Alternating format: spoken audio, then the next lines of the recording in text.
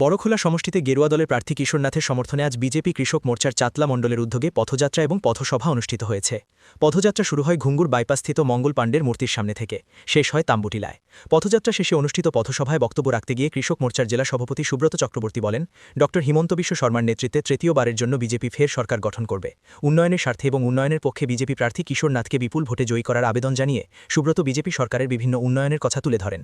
এছাড়াও বক্তব্য রাখেন কৃষক মোর্চার মণ্ডল সভাপতি অভিজিৎ মজুমদার, ঋষিকেশ চক্রবর্তী প্রমুখ। এতদিন চা বাগানের মানুষকে কংগ্রেস ভোট ব্যাংক হিসাবে করেছেন। আজকের দিনে আমরা লক্ষ্য করেছি সমস্ত আসামের সেই চা বাগানের চা শ্রমিক বন্ধুরা আজকে ভারতীয় জনতা পার্টির পক্ষে রয়েছেন, কারণ তারা বুঝতে পেরেছেন যে আজকে কংগ্রেস এতদিন শুধু তাদেরকে ভোট ব্যাংক হিসাবে ব্যবহার করেছেন। আর সঠিক জবাব দিতে হবে আগামী 9 তারিখ। আমাদের উন্নয়নের স্বার্থে আমরা সবাই মিলে আমরা ভোট কেন্দ্রে গিয়ে আমরা পদ্মফুল প্রতীক চিনে আমাদের মূল্যবান ভোট দিয়ে আমরা এখান থেকে কিশোরনাথকে বিপুল পরিমাণে আমরা ডিসপুট পাঠাতে পারি, সেই সংকল্প নিতে হবে। আজকের দিনে সেই আহ্বান রেখে এখানে উপস্থিত যারা আছেন সবাইকে ভারতীয় জনতা পার্টি কৃষক মোর্চার পক্ষ থেকে গৈরিক অভিনন্দন এবং আমার মাইকের আওয়াজ যতটুকু যাচ্ছেন সবাই প্রতি আমাদের শ্রদ্ধা এবং নমস্কার জানিয়ে আমি পুনরায় কিশোরনাথকে বিপুল ভোটে জয়ী করার জন্য আবেদনটাকে আমার বক্তব্য এখানে সমাপ্ত করছি। আমার সঙ্গে বলেন ভারত মাতা কি, ভারত মাতা কি, ভারত মাতা কি।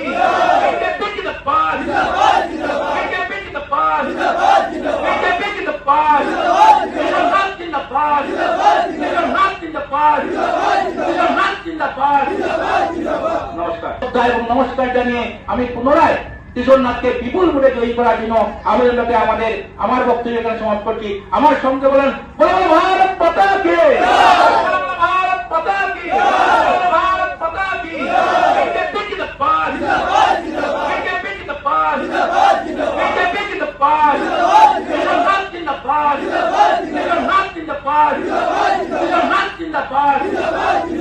নমস্কার এবং নমস্কার জানিয়ে আমি পুনরায়